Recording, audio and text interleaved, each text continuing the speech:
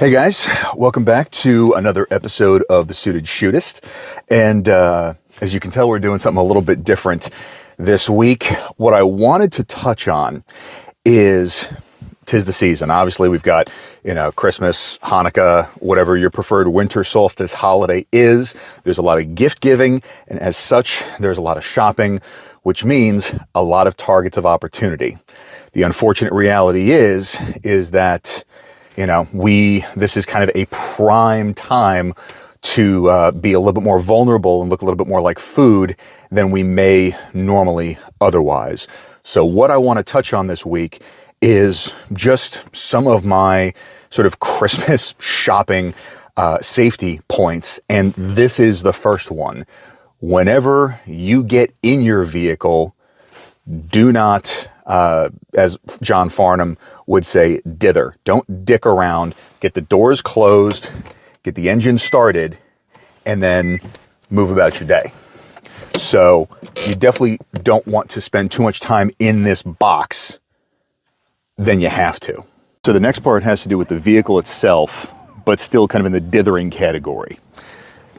This is probably the worst spot to be. I'm going to preface this. I have not taken a vehicle tactics class yet. It's on my list, but very simple. You got to think about it.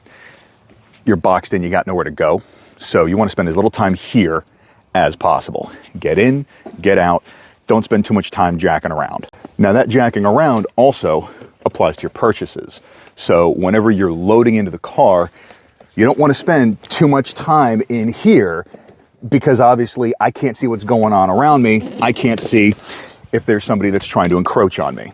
So whether you got kids that you're loading in or purchases, you want to make sure, and I do this even when I'm grocery shopping, before bags go in, I just do a quick scan, see who's paying attention to you, see who's there that shouldn't be, or vice versa, and just spend as little time with your head in the vehicle as possible and spend as little time occupied with that attention, because if you're buried in the vehicle, you can't really see what's going on elsewhere. Now, this is all relatively obvious. There's a couple other pieces of it that I want to touch on as well. And it has to do with, again, your purchases. Now, you don't want to leave anything visible that might entice somebody to bust out a window and grab it. Especially anything that has immediately recognizable value. And then this one is a little bit more of a gear and a wardrobe consideration because, especially we're starting to cool off a little bit here in Texas, but even this is honestly a little much for the current weather.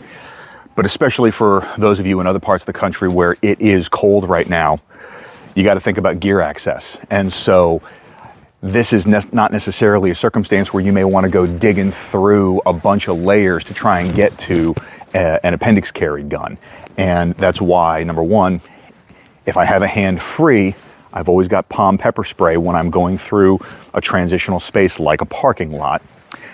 And depending on your circumstance, depending on your wardrobe, this might be an appropriate time to explore something like a J-frame in a coat pocket, because this is obviously going to be a lot easier to access than trying to dig through layers of clothing to get to anything belt mounted. So I touched on this a little bit when I did my cold weather carry video. I'll go ahead and link that so that you can check it out.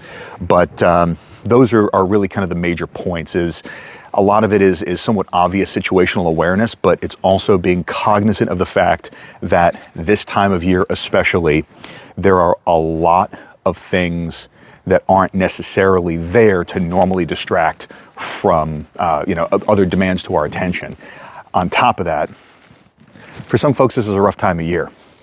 And that's something that not a lot of people talk about either. So you don't necessarily know what somebody is going through that you may be dealing with. And so the verbal agility and the ability to manage unknown contacts is even more valuable now, because Some people are, this is just a rough time of year, whether it's because people lost loved ones or, seasonal affective disorder. There's a lot of different factors that can put people in a weird headspace around the holidays. And so that is something that has to calculate in to your risk assessment. It's not just about head on a swivel and how fast can I get to my gun.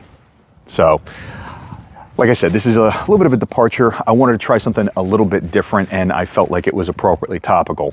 So let me know what you guys think. And if you found this useful, please give it a thumbs up and subscribe if you haven't already. Aside from that, hope everybody has a fantastic week. Stay dangerous and stay sharp.